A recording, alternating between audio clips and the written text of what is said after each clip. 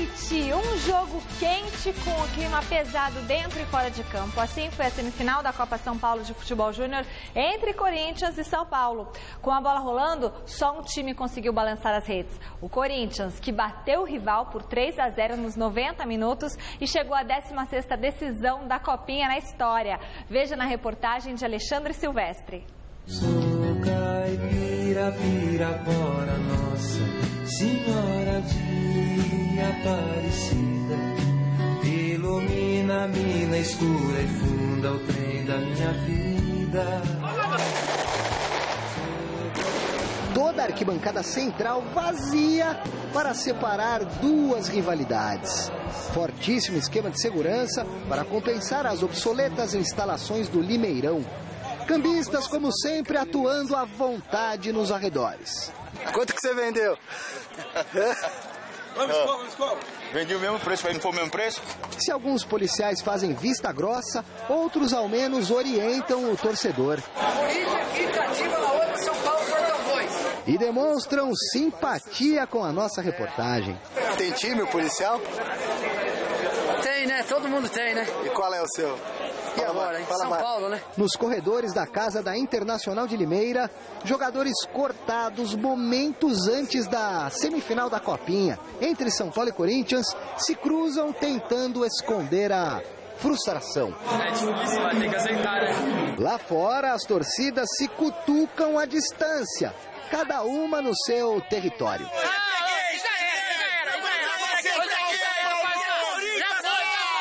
Freguês de quem? Deles? Desde quando? Esse ano é nós aqui, ó. O João Paulo vai fazer 2 gols hoje. Chico Lang, 7-1! 7-1, Chico Galinhada! Chupa galinhada! E aqui na numerada do estádio, todo mundo misturado, São Paulinos e corintianos. E eu no meio deles. Tem muito deles perto de você, hein? Eu gosto do perigo. Juliano, corintiano, e Matheus, São Paulino, são primos. Moram em Limeira. Trazem as crianças a tiracolo. Querem curtir o futebol numa boa. Quando o Matheus Vargas abre o placar para o timão, segura o Juliano.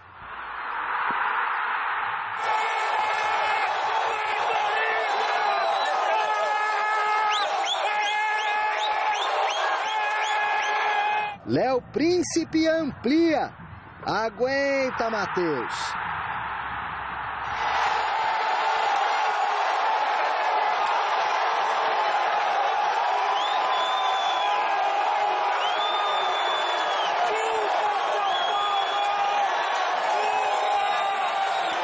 Vai um refresco aí?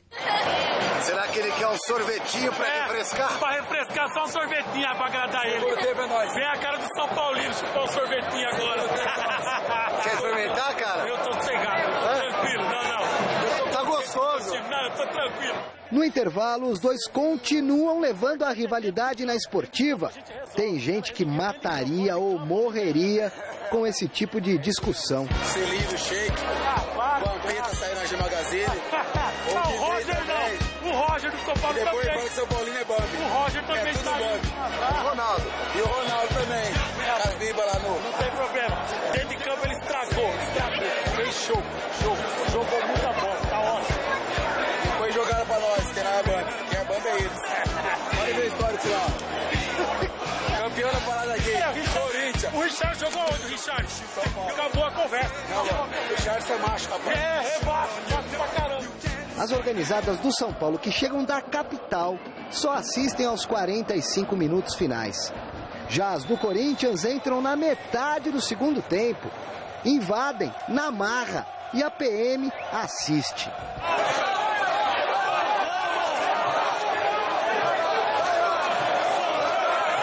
É nesse exato momento que o Gabriel Vasconcelos faz 3-0.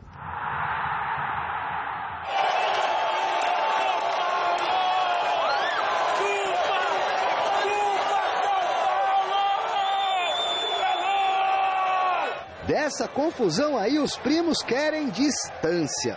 Perigoso demais, você vê muita muita gente. Eles são muito... começam a brigar demais, Só curtir, trazer um menino aí pra curtir o jogo, só. Futebol para eles é diversão, tiração de sarro em família. Ó, esse é o momento de você virar corintiano, tá vendo? 3-0 pro Corinthians. O seu primeiro jogo, e você já tá tomando de 3. Vira corintiano que dá tempo. Dá tempo, rapaz. Vai por mim. É o seu primo que tá falando. Vai por mim. Ó, eu sei. Você não vai fazer nada não, cara? Não tem nem falar, já sabe. Ele já sabe. Aqui é São Paulo, já sabe. Se você falar uma vez, você vai ver só. Você tá pensando em mudar, né, Felipe? Mas só que eu vou... Mas só que se os dois ficarem falando de São Paulo e Você vai torcer pro Palmeiras, então? Não. Belo exemplo, meus amigos. Vocês estão de parabéns. Pena que nem todos são assim. Na saída do jogo, mais uma vez, impera a intolerância de uma minoria selvagem.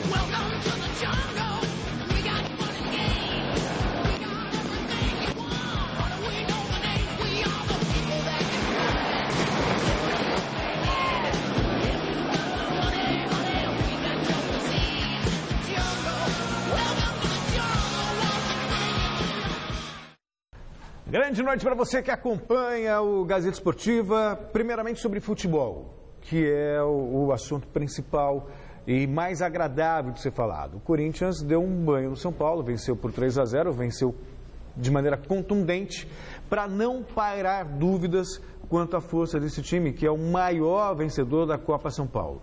O Corinthians tem lá os seus problemas, mas ao mesmo tempo vem tentando modernizar a sua administração, e o trabalho de base me parece que é um dos melhores feitos no Brasil. Pelo menos o grupo do Corinthians tem conseguido títulos importantes na Copa São Paulo Futebol Júnior, que tem também os seus questionamentos, está longe de ser um torneio ideal, bem organizado, mas levando até as circunstâncias nas quais foi concebida essa Copa São Paulo, eu acho até mais difícil de ganhar do que no passado.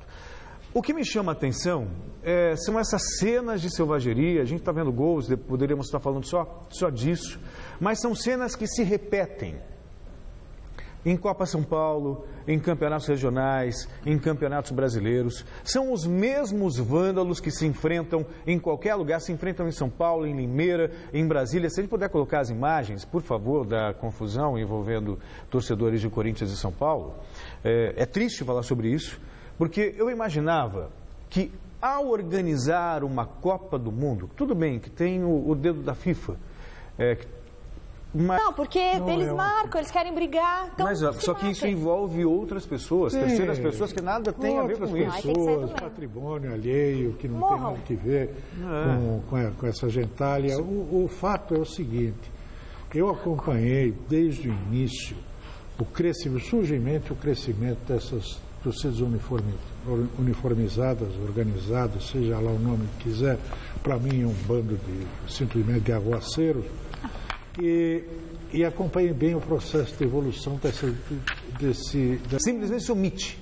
Simplesmente se omite. É um caso sério que se repete a cada rodada. Não, e fizeram essa lambança para tirar o jogo, levar para Limeira. Como se fosse a solução. Cobrar ingresso.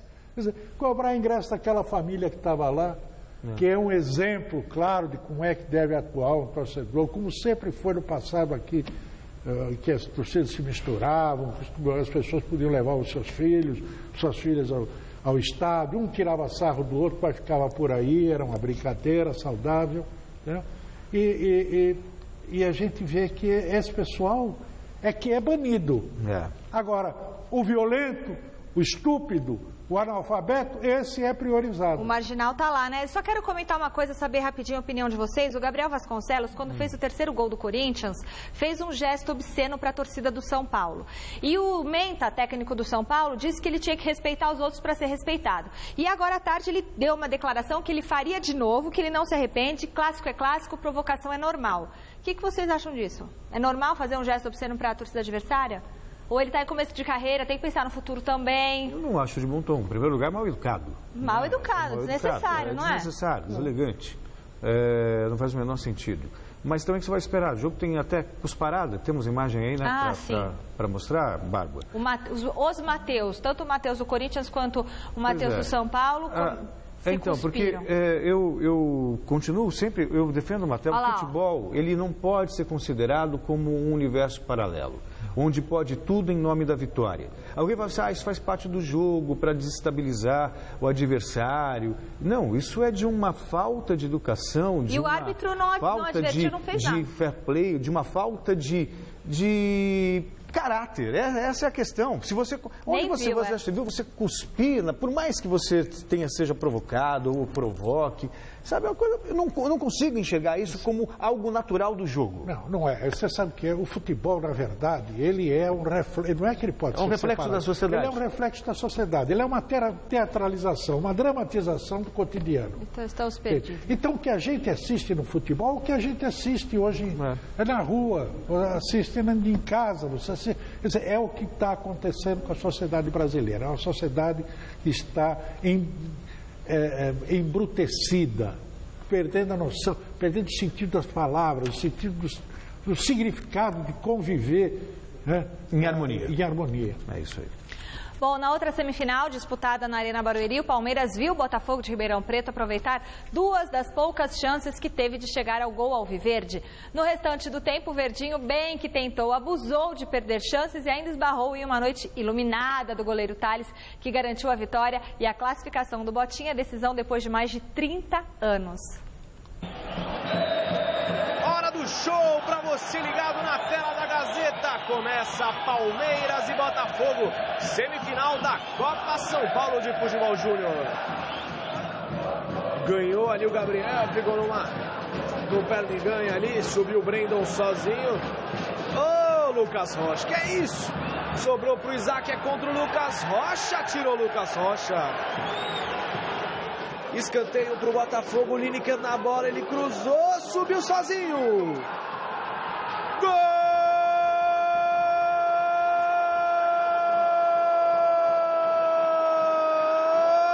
do Botafogo! O Lineker colocou na área, o Mike subiu sozinho e mandou pras redes. Agora o Botafogo tem o Palmeiras não tem nada. Lateral colocado na área, passou por todo mundo, o William bateu de esquerda e mandou pra fora. Matheus Salles, Gabriel Leite, a torcida começa a ficar impaciente, hein? Matheus Salles, pode bater de longe, Matheus Salles quase fez ali o gol que seria o de empate do Palmeiras. Guilherme partiu, ajeitou pro Flamarion, encheu o pé, Thales fica com ela. Abriu no Zé Matheus, vai descendo o Palmeiras, Zé Matheus. Zé Matheus ganhou, cruzou, olha o gol. Pra fora, inacreditável o gol que perdeu ali o jogador do Palmeiras. Alex.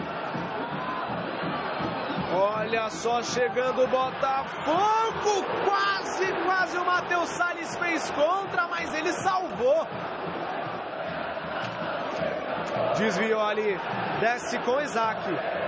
Isaac cruzou no segundo pau, desviou, olha o gol. Gol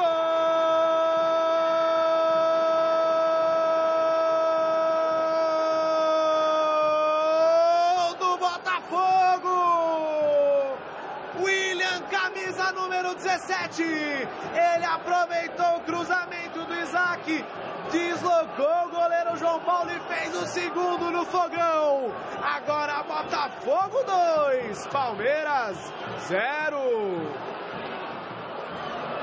No meio com Christopher, tem espaço, devolveu no Lucas Taylor. Pode pintar, que defesa do Thales. Guilherme, pode colocar na área, cruzou, passou por todo mundo. Que defesa espetacular do Thales.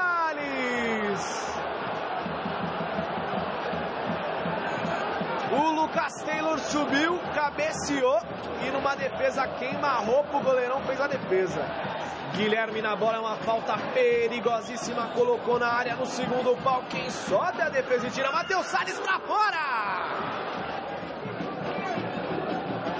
Dominou com a mão ali o Isaac, hein? Tentou chute de cobertura, quase o terceiro gol do Botafogo. Vai Guilherme na bola, jogada ensaiada no fundo, bola muito forte pro Léo Cunha. Colocou na área, tira a defesa, Gabriel Jesus. Quase o Jesus fazia um golaço por ali. com Gabriel Jesus. Gabriel Jesus vai pra cima, pode bater de esquerda, olha o gol!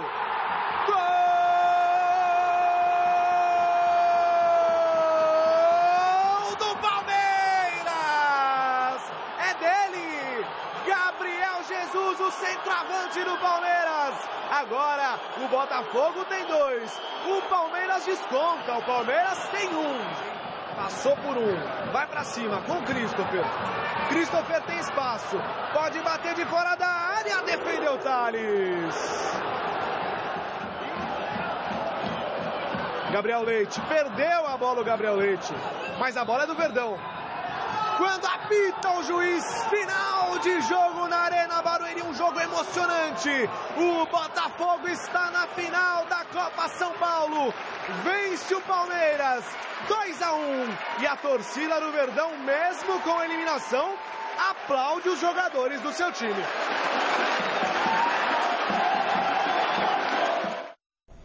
A gente, para não falar que a gente só fala de catástrofe, né, que a gente tem um catastrofismo exagerado, isso é um gesto bonito, incomum no Brasil. Você ver uma torcida reconhecer o esforço do time e aplaudir mesmo na derrota. Não é algo tão comum. Então, a torcida do Palmeiras, neste caso, está de parabéns pelo comportamento. E o Botafogo é a grande surpresa da Copa São Paulo. Eliminou o Xará do Rio, eliminou o Fluminense, eliminou o Grêmio e eliminou o Palmeiras. Todos times de ponta no futebol brasileiro. Então, o Botafogo você tem que respeitar. Chega de maneira legítima à final da Copinha. Sem dúvida alguma, meu. Parabéns ao Botafogo. Cara, o Palmeiras realmente tinha todas as condições, na minha opinião, de quebrar esse tabu de nunca ter sido campeão da Copinha, né? Porque esse time do Palmeiras é muito bom, jogou muito bem o campeonato inteiro e nessa partida merecia ganhar, meu Deus do céu. Foram tantas as oportunidades criadas e que foram conjuradas ou pelo goleiro ou pela sorte, enfim, ou pela má pontaria dos jogadores do Palmeiras, enfim. Mas o fato é que ele merecia ter vencido essa partida do Palmeiras. E teve... Agora, ele se ressentiu também muito da ausência do camisa número 10, o Juninho, que é um jogador que articula melhor o time do Palmeiras. O Palmeiras teve certa dificuldade no primeiro tempo, principalmente. Depois, no segundo, ele aí partiu para uma blitz absoluta e simplesmente a bola não entrou. Muito bem, vote na enquete que está no ar no site gazetesportiva.net. A pergunta é: quem será o campeão da Copa São Paulo de Futebol Júnior? Alberto Helena Júnior, o Botafogo de Ribeirão Preto vai ser o campeão ou o Corinthians vai ser o campeão? Os dois merecem o título. Mas você não tem Eu, por mim, dividiria a taça ao meio e daria um para cada um. Eu acho que o Corinthians é melhor.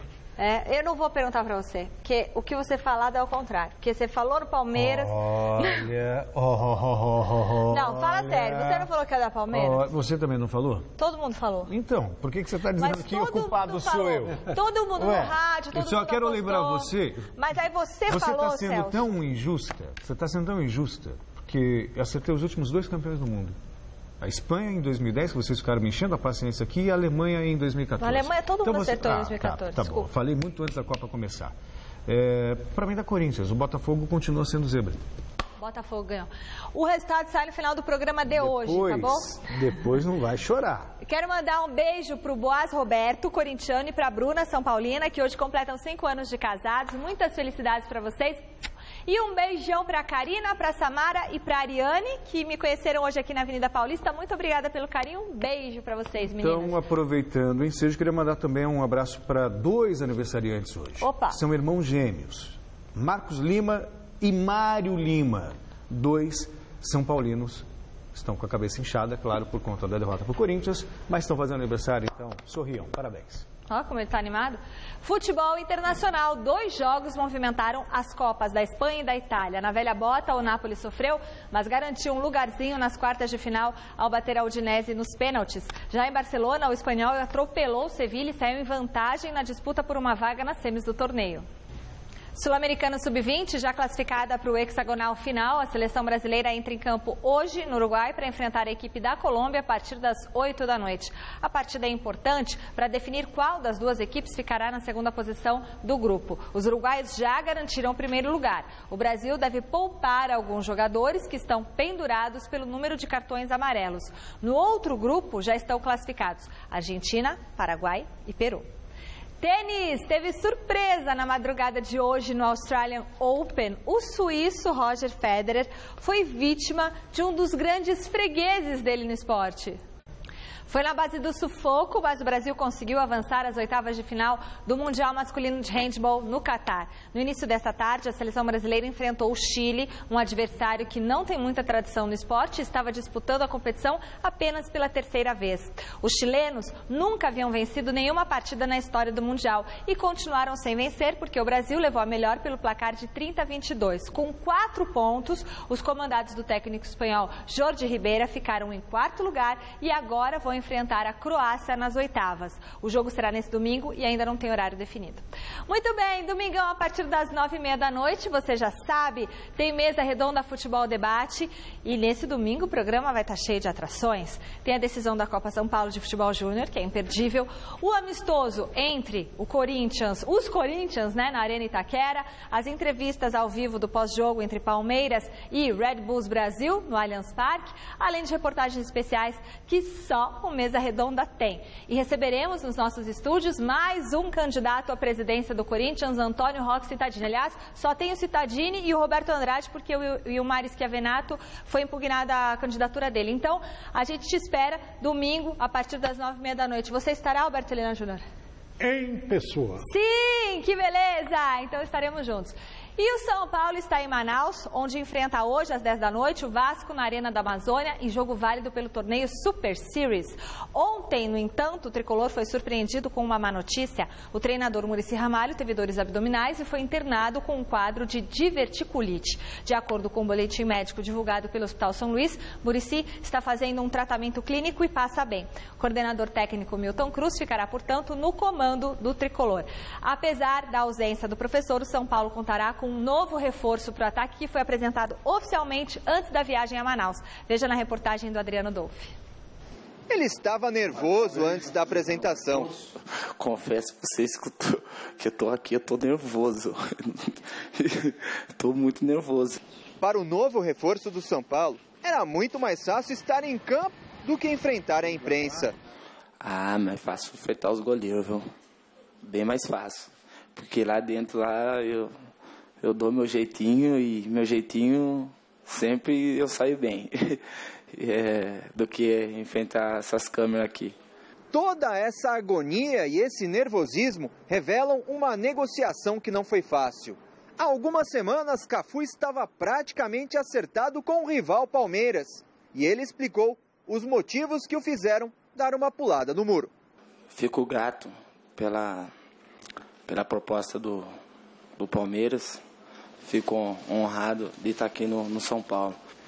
Eu acho que decidi vir aqui para São Paulo. Acho que é a minha acho que o meu futebol se encaixaria melhor pelo fato de velocidade.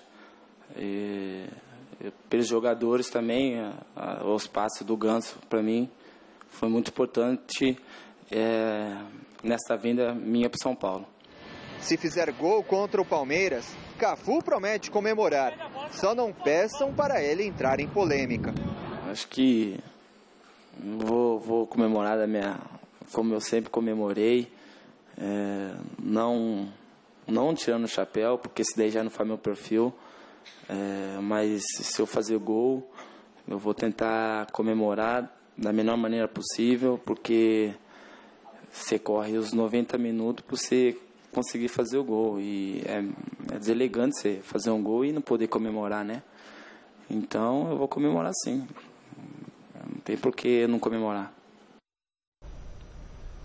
Le gusta Jonathan Cafu? É interessante, eu quero informar vocês que eu também fui contratado pelo Cruzeiro. Que maravilha! Apresentação da camisa, aqui camisa 10, que é o número que eu mereço. É isso aí. Foi tanto tempo lá lutando. Né? aquilo. Obrigado por Cruzeiro. Não só merece a camisa 10, como a taxa de capitão. Exatamente. No meu time Bela camisa, hein? É 10 absoluto. Eu fico imaginando, né? Como é que seria o Tostão de São Lopes com essa camisa belíssima, gostosa, macia. Aí os caras perguntam, mas será que o Pelé foi tudo isso? Será que o Pelé jogaria hoje? Será que o Tostão, com esses equipamentos, com esses campos, meu Deus do céu, seriam muito melhor do que... Talento é talento, né? Não tem como. Diga lá. Então, sobre o São Paulo vai fazer a estreia na temporada com o Vasco, acho que é uma boa maneira de a gente observar, né? Claro. É jogo de pré-temporada, não dá para esperar muita coisa, mas pelo menos uma sinalização do que vem pela frente. O Muricy fica aí a torcida para uma pronta recuperação. Apesar da importância dele como comandante do São Paulo, hoje o tricolor está em boas mãos com o Milton Cruz. O Muricy, vamos parar com esse negócio. Cada dia, você cuida, cara. Agora, o São Paulo, ele vai apresentar duas novidades, que são os dois laterais que têm sido uma carência constante, crônica do São Paulo há muito tempo. Isso é crônica há muito tempo. Aproveitando a deixa, e o pseudônimo, Cafu, desde os tempos de Cafu não tem um lateral, não tem um lateral do jeito que se espera. Esse Bruno eu acho um bom jogador, acho que pode oferecer ali uma solução para o lado direito de São Paulo, e o lateral esquerdo, Carlinhos, que é muito bom. Vai faltar o comando do Kaká, mas tecnicamente no jogo, dinâmica de jogo, o Michel Bastos oferece mais ao São Paulo do que oferecia o Kaká. Cafu, que apesar do apelido, não é lateral, esse Cafu é atacante. Deveria ser, né? O assunto agora é o Santos, que segue em busca de reforços para algumas posições em 2015. Sem Aranha, que briga na justiça para deixar o Peixe, o técnico Anderson Moreira afirmou hoje em entrevista coletiva no CT Repelé que está em busca de um goleiro. O Vanderlei do Coritiba é o nome mais cotado para assumir a meta do Santos. Dos goleiros que já estão no elenco profissional, Vladimir é o que tem mais chances de ser titular. Além dele, o Santos conta com Gabriel Gasparotto, João Paulo e John Vitor, que pertence ao elenco sub-20, mas está treinando com os profissionais. Para o ataque, Anderson não escondeu interesse numa possível contratação de Walter do Fluminense. O treinador disse que quer mais um atacante com características de centroavante, além de Ricardo Oliveira, que chegou para assumir a camisa 9 que pertence a Leandro Damião. E domingo tem mais um amistoso no Allianz Parque. Dessa vez o Verdão enfrentará o Red Bull Brasil, caçulinha na Série A do Paulistão. A equipe do interior paulista tem vários nomes conhecidos do torcedor. Veja na reportagem do Felipe Boril. Debutante no Campeonato Paulista da Primeira Divisão, o Red Bull Brasil não está para brincadeira. Contratou gente experiente para a disputa do torneio regional, o que pode fazer a diferença. A gente está se preparando para fazer uma boa participação, né? A gente tem objetivos altos aí, um deles é a conquista da vaga da Série D, e como consequência tentar disputar uma semifinal, uma final. Então a gente tem que estar à altura disso. Eu acho que a formação do elenco vem para atender essas expectativas. A gente tem muitos jogadores com bastante bagagem, rodados, com experiência, jogadores com muito talento e alguns jovens subindo das categorias de base para ajudar a compor o grupo. Fabiano Heller e Lulinha reforçam a equipe que tem a pretensão de chegar longe neste Paulistão. A gente está trabalhando muito forte nesses dias aí, porque a gente sabe que é o campeonato que com certeza os times grandes já saem na frente e os times do interior a gente vai correndo por trás, né? Pode ter certeza que a gente está fazendo o nosso melhor. Já há 70 dias treinando, 70, até mais um pouquinho de 70 dias treinando, né? E a gente está forte aí para a gente estrear bem e fazer um bom campeonato. E olha, alçar voos altos é mesmo com o Red Bull Brasil. Em uma ação de marketing, a equipe recebeu das mãos de um paraquedista um uniforme para a temporada. Foi surpresa nossa, a gente estava aqui treinando, né? E daqui a pouco desceu o helicóptero sobrevoando aqui, a gente não estava entendendo nada, né? Falei, será que é algum jogador novo aí que tá surgindo? Acabou depois pulando de paraquedas aqui, trazendo o novo material, né? Foi bem legal, assim, foi uma exibição bem legal e claro que surpreendeu todos nós que estavam treinando. Com apenas 7 anos de vida, a estrutura do Red Bull Brasil chega a impressionar e é comparada com a dos grandes clubes pelo país. Para falar a verdade, dificilmente até ver os grandes com a estrutura que tem aqui, né? Estrutura realmente diferente, clube que é novo, foi fundado em 2007, mas acho que está começando no caminho certo, né? Com planejamento, com estrutura, né? Aqui não falta nada para os jogadores. É o mais importante, né? O planejamento é fundamental no futebol hoje em dia, né? É difícil, né? Mas O clube vem trabalhando bem nesses últimos anos aí, vem investindo bastante em estrutura, em condição de trabalho, né? Acho que até por isso os resultados têm chegado mais rápido, né? Acho que a tendência é continuar aí, investindo e com bons resultados. A equipe sediada em Campinas estreia no próximo dia 31 contra o Capivariano no Paulistão. Antes disso, nesse domingo, pega o Palmeiras em um jogo amistoso no Allianz Parque. Um jogo de preparação, é evidente que não é qualquer jogo, é evidente que é um jogo contra uma grande equipe do futebol brasileiro. Enfim, na arena a gente espera que vá bastante torcida, que o ambiente possa favorecer o jogo e seja uma preparação porque a gente vai enfrentar lá na frente, né? O mesmo Palmeiras, algumas rodadas para frente, outras grandes equipes, mas ainda assim é um jogo treino. Muito bem, já o Verdão encerra os trabalhos em Itu antes de voltar a São Paulo para o amistoso. Hoje foi dia do Meia Robinho falar pela primeira vez como jogador do Verdão. Ele revelou que recebeu dicas de 2 velhos conhecidos palmeirenses para acertar com o clube. Quem também falou foi o presidente Paulo Nobre, que deu uma cutucada no rival Carlos Miguel Aidar. Foi o último dia de treinos em Itu. A torcida ganhou até presente, ficar pertinho dos jogadores. O presidente Paulo Nobre também apareceu, conferiu o treino de perto e, claro, conversou com a imprensa. Bom, o ano passado estava muito animado, 2015 eu começo também muito animado. A expectativa é um Palmeiras disputando títulos, um Palmeiras forte, um Palmeiras campeão, o que faz parte do seu DNA. Bom, e teve também resposta e cutucada ao presidente do São Paulo. O Aidar deu uma entrevista falando que saiu da negociação com a Crefisa porque eles estavam perto de 30 milhões e o Palmeiras aceitou menos do que isso. O que dá para falar disso? O que eu posso comentar? Esse senhor participou das negociações do Palmeiras com a Crefisa. Esse senhor viu o contrato, então como que ele pode falar alguma coisa que acontece na casa dos outros? Talvez fosse mais adequado que ele pudesse cuidar da sua administração conflituosa e cheia de escândalos. O Palmeiras, quando faz uma negociação com um patrocinador, tenta buscar o melhor negócio possível para o Palmeiras e para o parceiro. E no Palmeiras, negociação tocada pelo presidente não tem intermediário. E esta sexta-feira também ficou marcada pela apresentação de mais um reforço da temporada.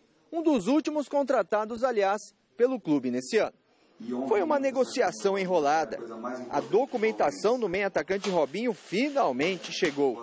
O jogador de 27 anos teve 50% dos direitos econômicos comprados pelo Palmeiras.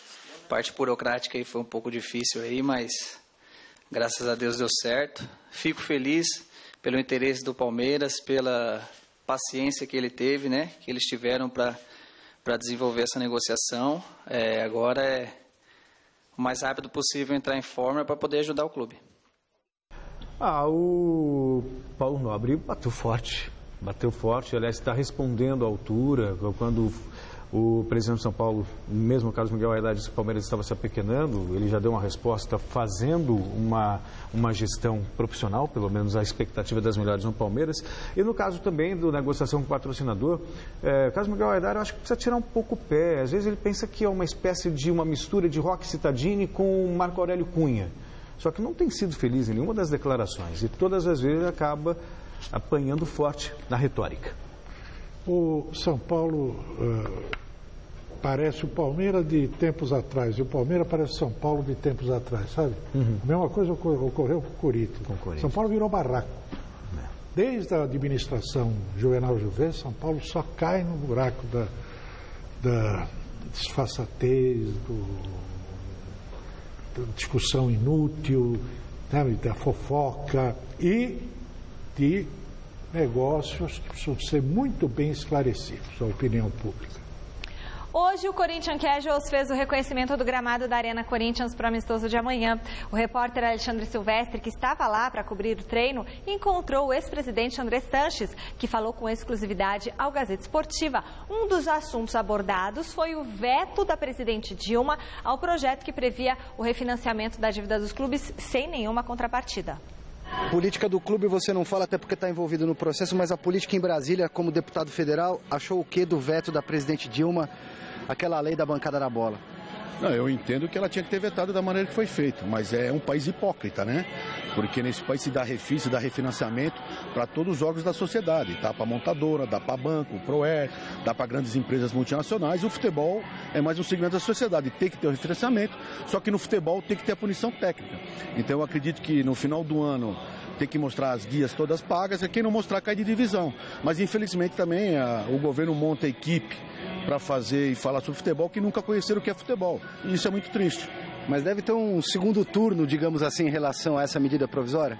Não, com a contrapartida dos clubes? A medida provisória a presidente tinha que ter feito já desde o ano passado, desde que tenha punição técnica. Não é nem o que o bom senso quer, que o bom senso quer tudo, mas não quer nada contra eles também, né? Porque eles continuam querendo CLT e atleta de futebol não pode ser regido pela CLT. Tem que ser um órgão de trabalhista diferente. Porque o jogador trabalha no máximo 2 horas por dia, concentra, às vezes fica 20 dias concentrado, mas nisso o bom senso não fala nada. Fazer uma comissão para o jogador que fica dando chinelinho, o jogador que fica 2 meses falando que está machucado e não está, e fala que está com dor e não está, para não jogar. Então tudo tinha que fazer uma comissão sobre isso também. Eles abrir mão dos prêmios, não exigir prêmio na véspera do jogo para ganhar campeonato. Então tudo isso aí o bom senso tinha que discutir, também não discute. Eu acho que o jogador tem que participar, o jogador tem que ser ouvido, o jogador tem que ter voz ativa, mas eles estão exagerando. Como é que o Corinthians está articulando para pagar as dívidas do clube e também as parcelas da Arena? Não, do clube você pergunta para o presidente ou para o próximo presidente. Eu sou um simples conselheiro que posso só dar minha opinião. Aqui na Arena, eu não sei, falavam há 2, 3 anos atrás que era de graça, que ganhou o estádio de graça. Agora o pessoal está preocupado se não vai pagar. Mas pode ficar tranquilo que você vai cumprir todas as suas regras, vai pagar.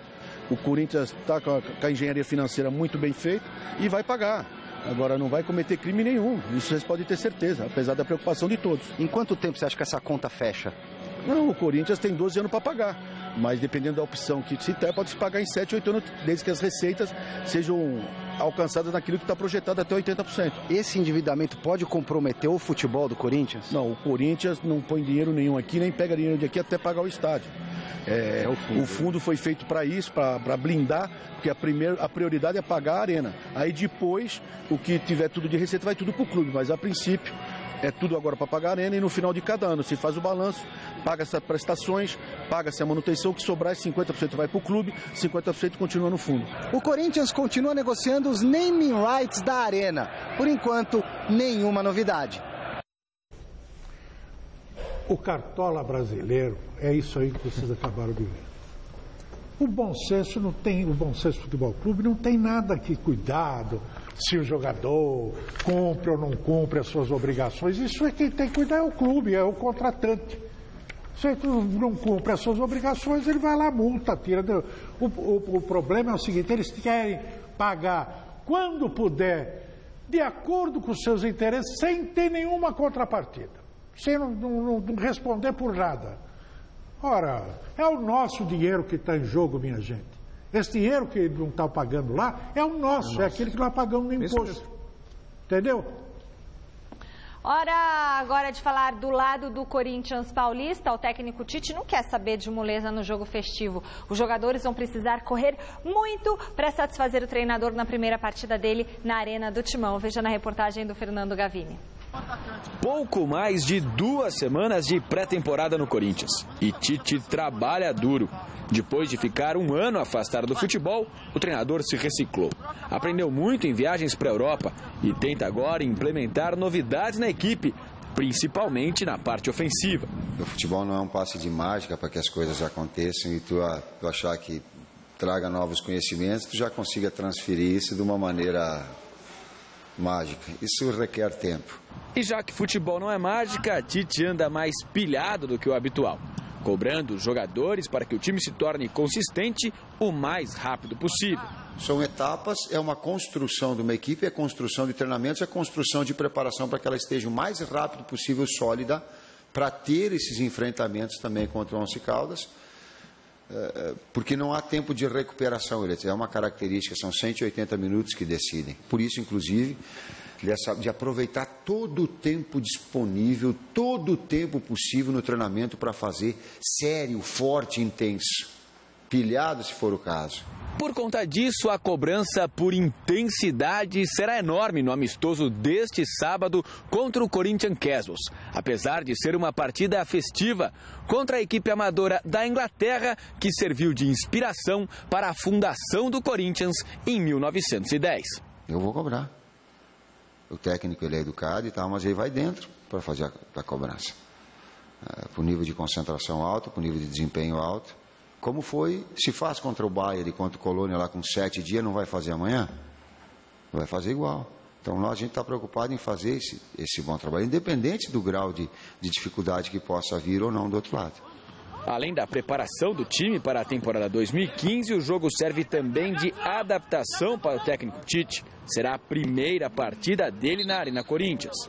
Eu estou na expectativa também. Eu sou um ser humano e estou nessa expectativa de me adaptar. Estou ainda... Olhava e dizia, pô, deixa eu me concentrar aqui agora para o campo. Aí quando começa o campo, sim, mas antes disso ele te dá um impacto visual. O desfalque contra o Corinthians Casual será o mais novo contratado, o zagueiro Edu Dracena, que ainda não está pronto para estrear. Ele fez o terceiro trabalho dele com bola, ainda parcial hoje em função disso, fez um complemento com o Fábio, mas não vai trabalhar amanhã. Tite quer Edu Dracena e Christian prontos para o começo da temporada. Não só eles, mas o elenco todo, já que o time terá pela frente logo de cara a pré-Libertadores contra o Once Caldas. Evitar o que aconteceu contra o Tolima em 2011 é o desafio. Esses fantasminhas eu convivo com eles diários da minha vida toda. Antes era o fantasminha de começar como técnico, depois de fazer bom trabalho, depois de fazer bom trabalho e ser campeão, depois de ir para um time grande. Esses fantasminhas, esses desafios, eu gosto de colocar, a gente tem na vida. Para mim é um novo desafio, sim. E essas pequenas vitórias me fortalecem, ela é desafiadora para mim. Uma possibilidade de fazer 2 bons jogos, grandes jogos, qualidade, ser melhor, passar, e aí dessa passagem se fortalecer para a fase de grupos. Resultado final da enquete de hoje do site gazetesportiva.net. Quem será o campeão da Copa São Paulo de Futebol Júnior? O Botafogo de Ribeirão Preto ou o Corinthians? Deu empate. Então tá bom. Então a gente domingo no Mesa Redonda vai ver quem foi o campeão. Foi tá o meu resultado, foi o meu provável. Deu empate. 50%, 50%. 35%. Uau. O programa desta sexta-feira termina aqui. Domingo a gente se encontra no Mesa Redonda. Um beijo. Até lá. E até daqui a pouco no Jornal da Gazeta.